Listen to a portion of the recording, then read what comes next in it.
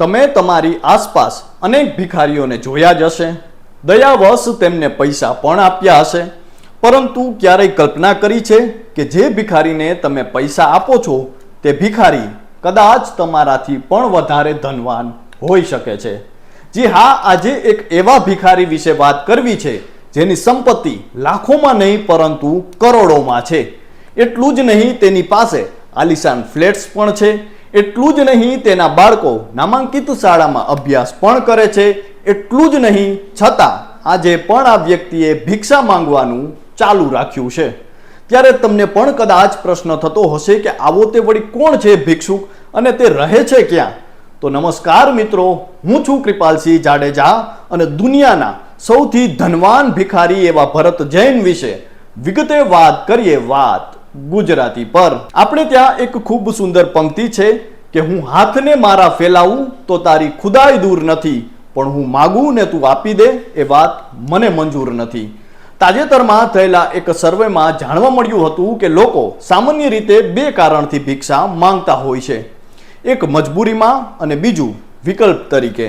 ત્યારે આપણી આસપાસ અનેક એવા લોકો હોય છે જે ખરેખર જરૂરિયાતમંદ હોય છે, છતાં પણ તેમને તમે કહેતા સાંભળ્યા હશે કે માંગવું એ મરવા બરોબર છે. આવા લોકો જેમની પાસે કદાચ સુવિધાઓનો અભાવ હોય છે, પરંતુ તેમના હૃદયની અમીરાત જાણે આસમાનથી પણ ઊંચી હોય છે. લોહી પાણી એક કરીને દિવસ રાત તેઓ મહેનતનું દિવેલ પૂરી સંઘર્ષના દીપકને સતત સળગતો રાખે છે. સામે અનેક એવા લોકો પણ જોવા મળી જાય છે જેમના માટે મહેનત કર્યા વગર અન્ય પાસેથી પૈસા માંગવા એ જાણે એમને માટે વ્યવસાય બની ગયો છે. આવું એટલા માટે કહી રહ્યા છીએ કારણ કે આજે એક કરોડપતિ ભિખારીની વાત કરવી છે.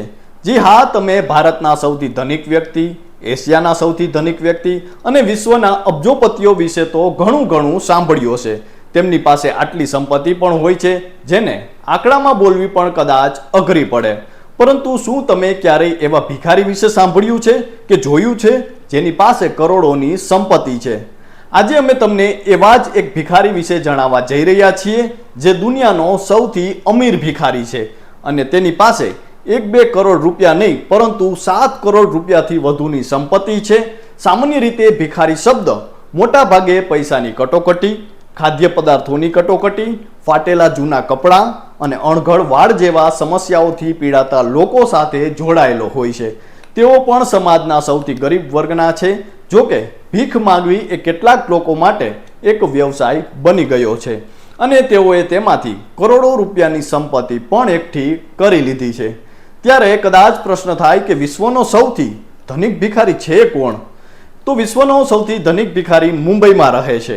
એક અહેવાલ મુજબ ભરત જૈનને વિશ્વનો સૌથી ધનિક અને અમીર ભિખારી તરીકે ઓળખવામાં આવે છે.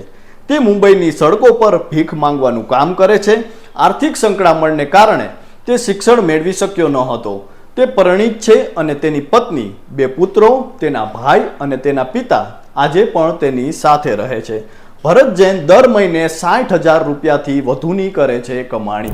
શરૂઆતમાં આર્થિક સમસ્યાને કારણે ભરત જૈને તેમના બાળકોનું શિક્ષણ પૂરું કર્યું. મૂળ મુંબઈના ભરત જૈનની કુલ સંપત્તિની જો વાત કરવામાં આવે તો તેની સંપત્તિ 7.5 કરોડ છે. ભીખ માંગવાથી તેમની મહિનાની આવક 60,000 થી 75,000 સુધીની થાય છે, જે એક સામાન્ય નોકરી કરતા વ્યક્તિથી પણ કદાચ અધધ છે. ભરત જૈન પાસે 1.2 કરોડ રૂપિયાનો ફ્લેટ પણ છે.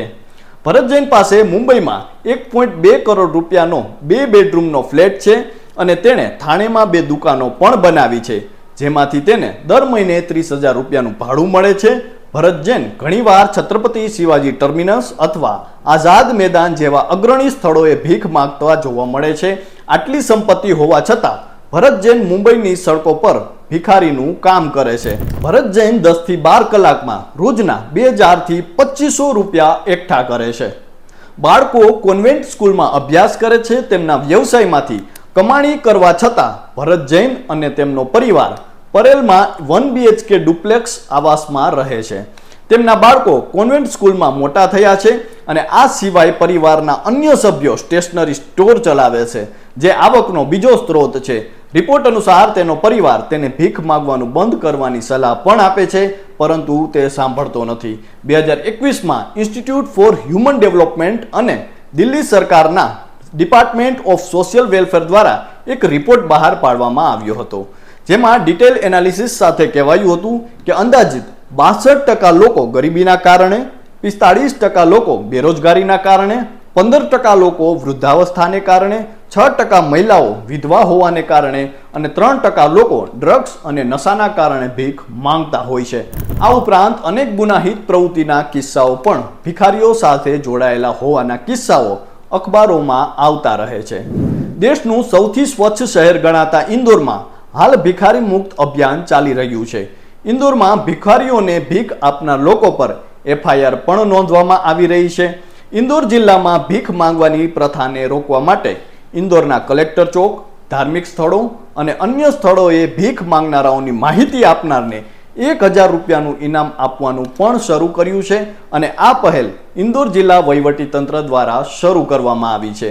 ત્યારે આપ આ અંગે શું માનો છો તે કોમેન્ટ કરીને જરૂરથી જણાવજો. તો અત્યારે બસ આટલું જ. ફરી મળતા રહીશું વાત ગુજરાતી પર.